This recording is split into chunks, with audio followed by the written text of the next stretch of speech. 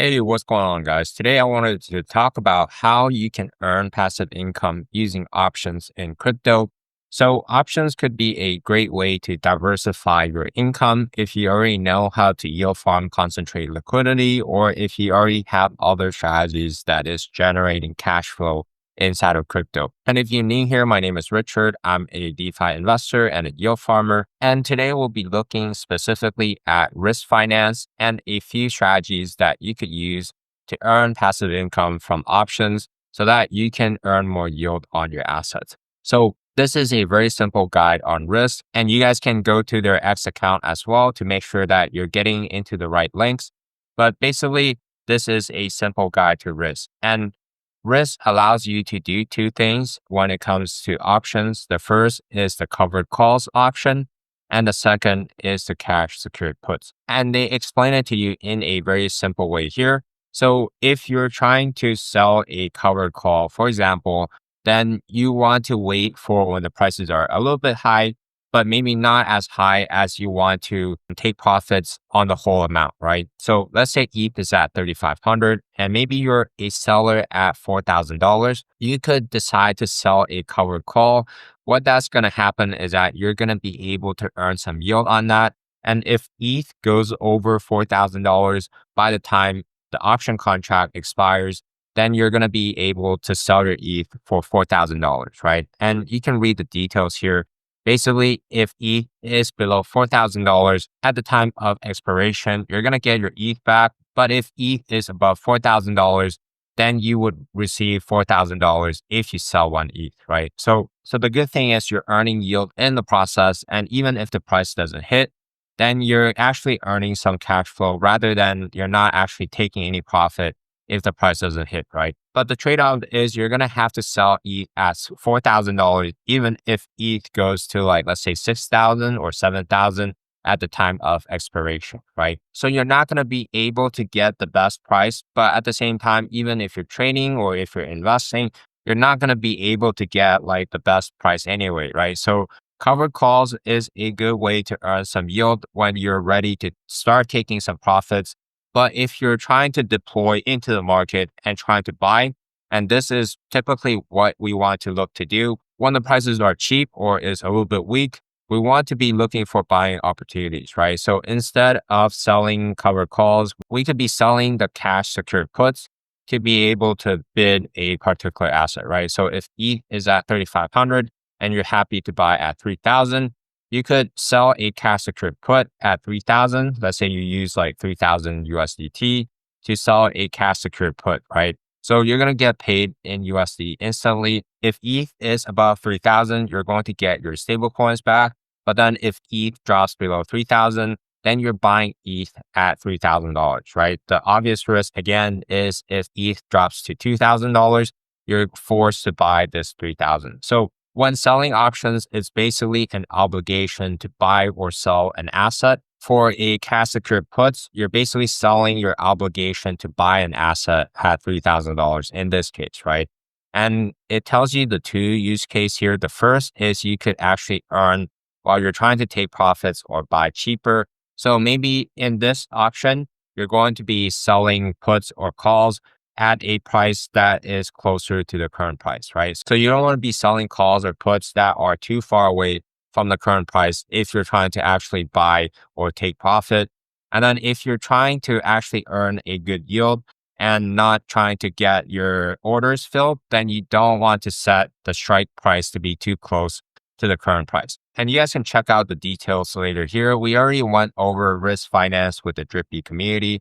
But basically, this is a good way to actually start earning yield on your asset. And one thing I do want to point out is that there's a cap. So if you want to actually deposit, sometimes you have to wait a little bit. And then you can't really close your position before expiration. Usually for options, you can close your positions before it expires if you're doing it on centralized exchanges or if you're using other option platforms, right?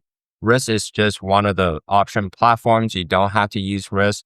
Rysk is on Hyper EVM. And if you believe that they're going to do an airdrop or if Hype is going to do another airdrop, Rysk could be another way to get exposure. But it's just a simple way for you to dip your toes into options. And the most important thing here is your order would not fill if the price touches your strike price before the expiration, right? So I was saying that you have to wait until expiration to see where the price is at. So let's take a look at a practical example here.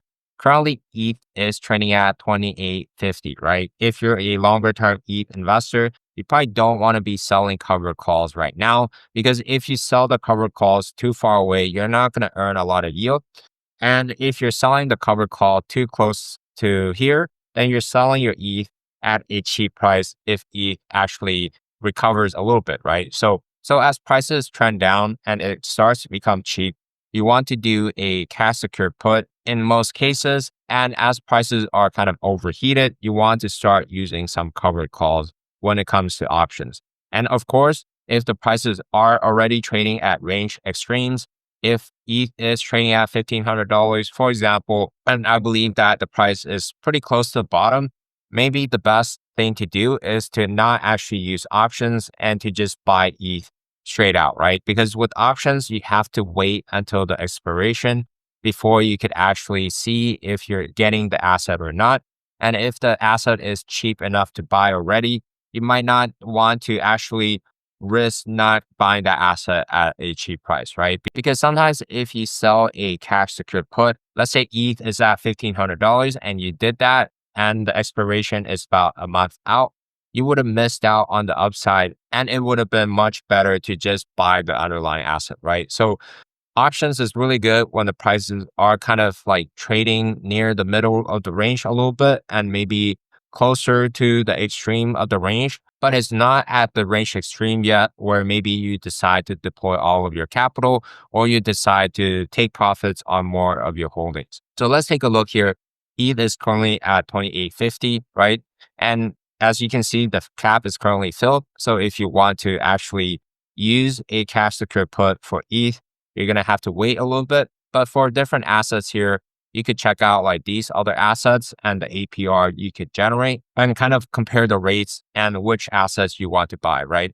Just like yield farming concentrate LPs, the most important is that you're actually using this strategy for the assets that you want to buy. So you don't want to use cash secured puts on assets that you actually don't want to buy, right? Let's say you believe in Solana or you like BTC more than ETH, then you don't want to be using this strategy on ETH unless you're trying to get your orders not filled over the next 25 days here for this specific options contract. So you could choose a date here on December 12th or December 26th. I personally prefer a date that is farther out so that it's a bit more passive and I don't have to worry about it. But you can see if I choose a strike price that is pretty close to the current price, my order is more likely to be filled. So then I'm going to be able to get a higher APR on my capital, right? Let's say I want to buy one ETH. What I'm going to do is I would use like $2,800 of USDT to get into this options contract, right? And what you're going to get is this 90.51% APR. The APR seems really high, but it's actually analyzed, right? So the actual net amount you're going to get is about this $175 here. So if we kind of calculate 175.28, divide that by 2,800, you're getting about 6 something percent upfront. So you're basically placing a buy order with $2,800 and you're getting about 6% discount from this actual buy price, right? So if ETH dips below like $2,800, let's say it goes to $2,700, you will still be in a profit because if you take 2,800 minus 175, that's how you would get your actual cost basis. So your cost basis for this particular position is actually 2,625. So as long as ETH trades above 2,625, you would be in profit in this scenario, right? But the obvious risk again is if ETH drops below that amount, let's say to 2,500 or to 2,300, then you would have been better off to just hold your stable coins. But of course, because we can't really like predict the market with 100% certainty, then it's really easy to say like, hey, I should have just waited to actually buy rather than use an options contract, right? And the way I would do it is not actually to put all of your capital into like one options contract if you're trying to buy ETH, right? Let's say you have like $10,000 to deploy. Maybe I would put $2,500 here. And then I would use this $2,500 strike price and then maybe put another $2,500 here, right? And then we could calculate the return for this as well. Let's say you deposit $2,500, you're going to get this $78 upfront. And if you calculate the cost basis, you're going to be able to buy ETH at around 24, 22, right? So if ETH drops below 24, 22, then you would have been better off just waiting to buy. And like I said, you can't really tell the future. So it's not really fair to be making that comparison, right? And if you're setting your strike price further out, like let's say at 2,200, you're actually not going to earn that much yield, but then you're actually not getting the risk of like the orders being filled, right? So if you actually don't want to buy an asset, then you want to focus on like the further strike prices. So is ETH going to drop below 2,000? Maybe, maybe not, right? But let's just say you put like 10K across these different pools. You're probably going to get an average about 20 something percent or 30 something percent APR on your capital. And maybe some of the orders would fill and then you would be buying some ETH. But maybe some of the orders would not fill and then you're just earning an elevated yield in the process, right? And whenever you guys see like a higher yield, typically it is higher risk, just like how you're selling a cash secured puts. That is really close to the current price, right? There's always a risk premium when it comes to earning a higher APR. And it works the same way if you guys are yield farming tight ranges, right? A lot of people would say that if you just hedge your tight range and whatever, it's not really high risk. But in reality, tight ranges are always pretty much high risk. And we could do the cash secured puts for different assets like HYPE as well, if you're bullish on HYPE. And you can see the APR is pretty nice right now at 67 something percent with this specific strike price. And again, if you're just trying to earn yield, then maybe you would want to set like a strike price that is further away. And again, because we can't really tell what the market is going to do, if the price drop really aggressively, this order could still fill, right? So you got to be comfortable with the underlying asset. And let's flip to the covered calls now. So let's take a look at ETH just to make the example more simple. So with covered calls, one strategy is to, again, wait for the higher prices before you start using covered calls, because that's typically when the risk and reward is really good there. But if you want to start using it now, you could maybe use the ones that are further out, right? If you're happy to sell ETH at $3,900, you could earn about 6 something percent yield on your ETH holdings. And just like how you would never sell all of your holdings in one go, you might not want to like sell too much covered calls, right? Let's say you hold like 50 ETH. Maybe you don't want to sell 50 ETH worth of covered calls right now. Maybe you want to do like 25 or 10, depending on whatever your sell target is for Ethereum, right? But basically, if the prices are already cheap, we typically don't want to be setting the strike prices to be too close, because if you do that, then you're selling your ETH at a cheap price if the price kind of bounces in 25 days. And again, most crypto options contract is a European style contract, meaning that if the price actually goes to the strike price, when the prices are kind of just trading, then your option contract is actually not executed. So you could still keep your ETH if price, for example, pumps to $3,000 or $3,500, but then it drops to $3,000 and below after 25 days at the expiration time, right? So the expiration time is the most important here. And again, you can ladder it too. You don't have to sell all of the option contracts at one specific price, right? So you could do here at 3,400, 3,700, 3,900, assuming that you're happy to sell these assets at these current prices. And there's a bunch of assets that you could choose from. And basically, you want to kind of compare the risk and reward, right? For example, if you hold a lot of Solana, maybe you want to use some covered calls for Solana instead, right? And some of these are less likely to fill. So then the APR is going to be quite low in this instance. So if the APR is too low, sometimes it's just better to do like liquid staking or to yield farm some concentrated LPs, right?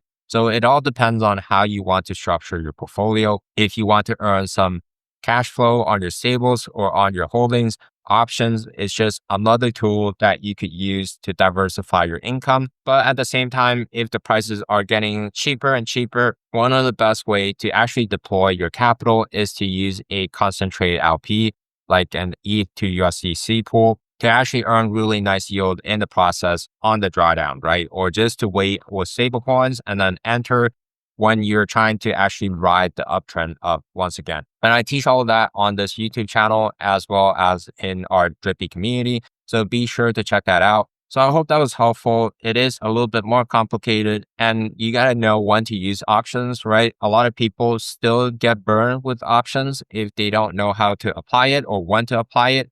Just like when you're yield farming concentrated LPs or using different strategies.